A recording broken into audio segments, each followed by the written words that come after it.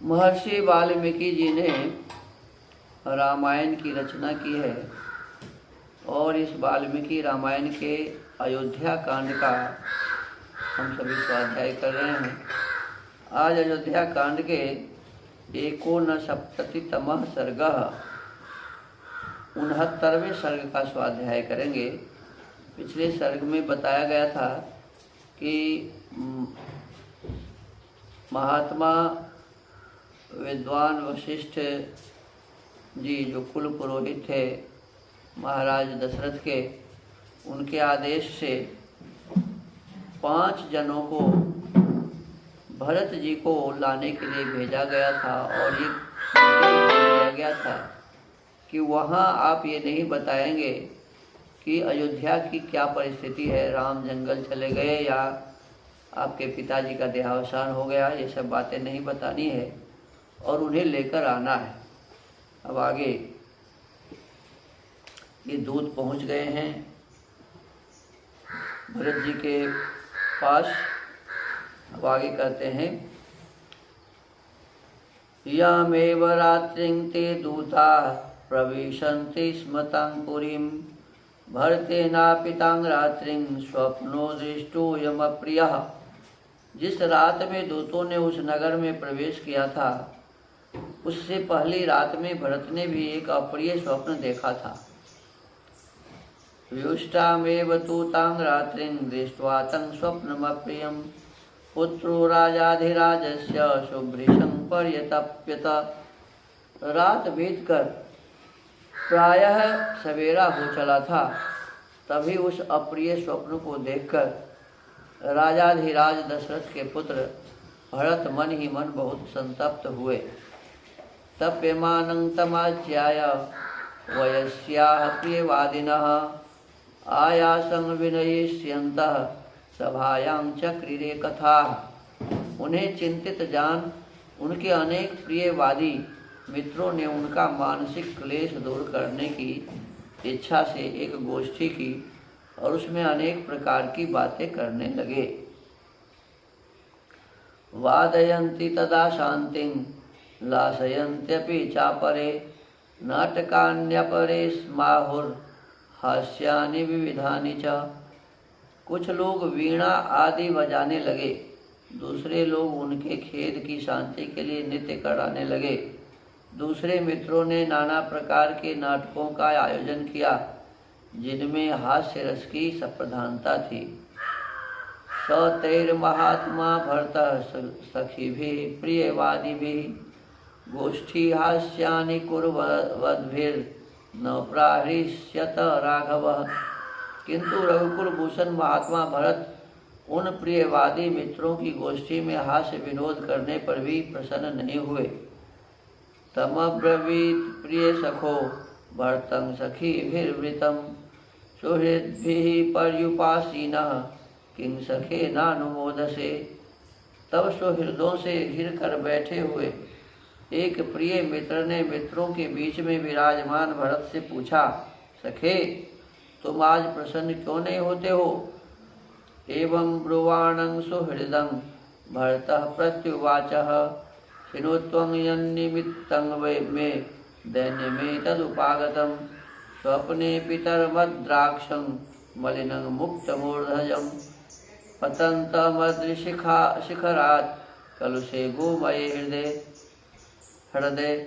इस प्रकार पूछते हुए सुहृद को भरत ने इस प्रकार उत्तर दिया, मित्र जिस कारण से मेरे मन में यह दैन्य आया है वह बताता हूँ, सुनो। मैंने आज स्वप्न में अपने पिताजी को देखा है। उनका मुख मलिन था, बाल खुले हुए थे और वे पर्वत की चोटी से एक ऐसे गंदे गड्ढे में गिर पड़े थे जिसमें गोबर भरा हुआ था। प्लवमानश्च मे दृष्टः स तस्मिन् गोमये हृदये विवर्णञ्जलिना तैलं हसन्निव मुहुर्मुहुः। मैंने उस गोबर के कुंड में उन्हें तैरते देखा था। वे अंजलि में तेल लेकर पी रहे थे और बारंबार हंसते हुए से प्रतीत होते थे। ततस्तिलोदनं भुक्त्वा पुनः पुनरधः शिराः तैलेनाभ्यक्त सर्वांगस तैलमेवान्वगाहत। फिर उन्होंने तिल और भात खाया। इसके बाद उनके सारे शरीर में तेल लगाया गया और फिर वे सिर नीचे किए तेल में ही गोते लगाने लगे। स्वप्नेऽपि सागरं शुष्कं चंद्रं च पतितं भुवि उपरुद्धां च जगतिं तमसेव समावृताम्। स्वप्न में ही मैंने यह भी देखा है कि समुद्र सूख गया, चंद्रमा पृथ्वी पर गिर पड़े हैं, सारी पृथ्वी उपद्रव से ग्रस्त और अंधकार से आच्छादित सी हो गई है। औपवाह्यस्य नागस्य विषाणं सकलीकृतं सहसा चापि संशांता ज्वलिता जात वेदसः। महाराज की सवारी के काम में आने वाले हाथी का दांत टूक टूक हो गया है और पहले से प्रज्वलित होती हुई आग सहसा बुझ गई है। अवधीर्णां च पृथिवीं शुष्कां च विविधान् द्रुमान् अहं पश्यामि विध्यस्तान् सधूमांश्चैव पर्वतान्। मैंने यह भी देखा है कि पृथ्वी फट गई है, नाना प्रकार के वृक्ष सूख गए हैं तथा पर्वत ढह गए हैं और उनसे धुआं निकल रहा है। पीठे कार्ष्णायसे चैव निषण्णं कृष्णवाससं प्रहरन्ति स्म राजानं प्रमदाः कृष्ण पिंगलाः। काले लोहे की चौकी पर महाराज दशरथ बैठे हैं। उन्होंने काला ही वस्त्र पहन रखा है और काले एवं पिंगल वर्ण की स्त्रियां उनके ऊपर प्रहार करती हैं। त्वर्मानश्च धर्मात्मा रक्तमाल्यान्मुलेपनः रथेन खरयुक्तेन प्रयातो दक्षिणामुखः। धर्मात्मा राजा दशरथ लाल रंग के फूलों की माला पहने और लाल चंदन लगाए गधे जुते हुए रथ पर बैठकर बड़ी तेजी के साथ दक्षिण दिशा की ओर गए हैं। प्रहसन्तीव राजानं प्रमदा रक्तवासिनी प्रकर्षन्ति मया दृष्टा राक्षसी विकृतानना। लाल वस्त्र धारण करने वाली एक स्त्री जो विकराल मुख वाली राक्षसी प्रतीत होती थी, महाराज को हंसती हुई सी सीख खींचकर लिए जा रही थी। यह दृश्य भी मेरे देखने में आया। एवमेतन्मया दृष्ट मिमां रात्रिं भयावहां अहं रामोऽथवा राजा लक्ष्मणो वा मरिष्यति। इस प्रकार इस भयंकर रात्रि के समय मैंने यह स्वप्न देखा है। इसका फल यह होगा कि मैं श्री राम, राजा दशरथ अथवा लक्ष्मण, इनमें से किसी एक की अवश्य मृत्यु होगी। नरो यानेन यः स्वप्ने खरयुक्तेन याति अचिरात्तस्य धूम्राग्रं चितायां सम्प्रदिश्यते। एतन्निमित्तं दीनो अहं न वचः प्रतिपूजये शुष्यति वच मे कंठो न स्वस्थमेव मे मनः। जो मनुष्य स्वप्न में गधे जुते हुए रथ से यात्रा करता दिखाई देता है, उसकी चिता का धुआं शीघ्र ही देखने में आता है। यही कारण है कि मैं दुखी हो रहा हूँ और आप लोगों की बातों का आदर नहीं करता हूँ। मेरा गला सूखा सा जा रहा है और मन अस्वस्थ सा हो चला है।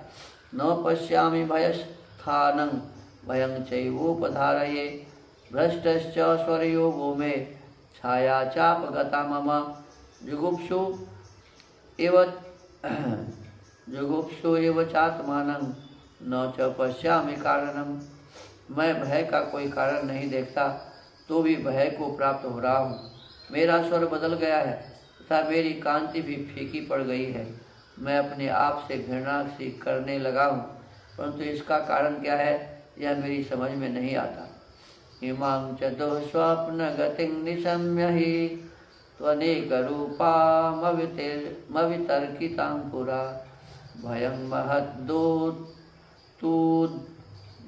महत्तुद हृदयान्तयाति मे विचिन्त्य राजानमचिन्त्य दर्शनम्। जिनके विषय में मैंने पहले कभी सोचा तक नहीं था, ऐसे अनेक प्रकार के दुस्वप्नों को देखकर तथा महाराज का दर्शन इस रूप में क्यों हुआ जिसकी मेरे मन में कोई कल्पना नहीं थी, यह सोचकर मेरे हृदय से महान भय दूर नहीं हो रहा है। देखिए, ये तो भरत जी का स्वप्न है और आज 8वें या 9वें दिन हो गए हैं जब इनके पास दूत आए हैं। अभी दूत से बातचीत भी नहीं हुई है। और उससे पूर्व रात्रि की बात ही इसमें बताया गया है कि उन्होंने स्वप्न देखा और उस दिन पूरे दिन व्यग्र रहे। मैं अपने संबंध में बताना चाहता हूँ कि 88 ईस्वी में अप्रैल महीने में मेरे पिताजी का 8 अप्रैल को देहावसान हुआ। उससे पहले मुझे कुछ भी पता नहीं था। मेरे गांव के एक व्यक्ति रहने वाले थे, ठेला चलाते थे। वो 15 दिन पहले घर से आए हुए थे।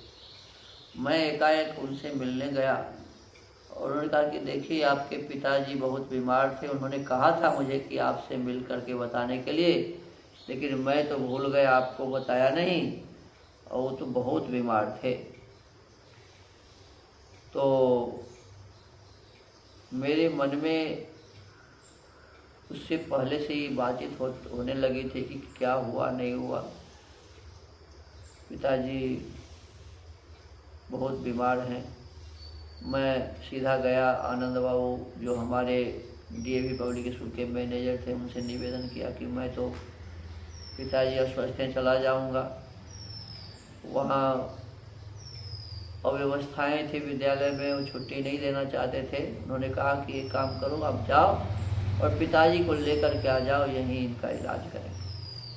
और मेरे भीतर में उद्वेग उत्पन्न हो रहा था कि मैं कब घर पहुंचूं, कब घर पहुंचूं। और दुर्भाग्य ऐसा था मेरा कि जब मैं उस दिन वहाँ से चला और प्रातःकाल घर पहुंचा, तो जिस समय मेरे मन में उद्वेग उत्पन्न हो रहा था, उसी समय पिताजी का देहावसान हो गया था।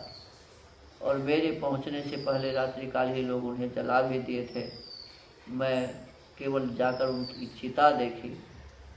तो ये तो होता है, मन में इस प्रकार की भावनाएं बनती हैं और स्वप्न भी इसी प्रकार से लोग देखते रहते हैं। तो भरत जी के मन में भी निश्चित रूप से कुछ हुआ होगा, लेकिन पहले से ही रहा होगा, उस दिन नहीं। पिता के मृत्यु का समाचार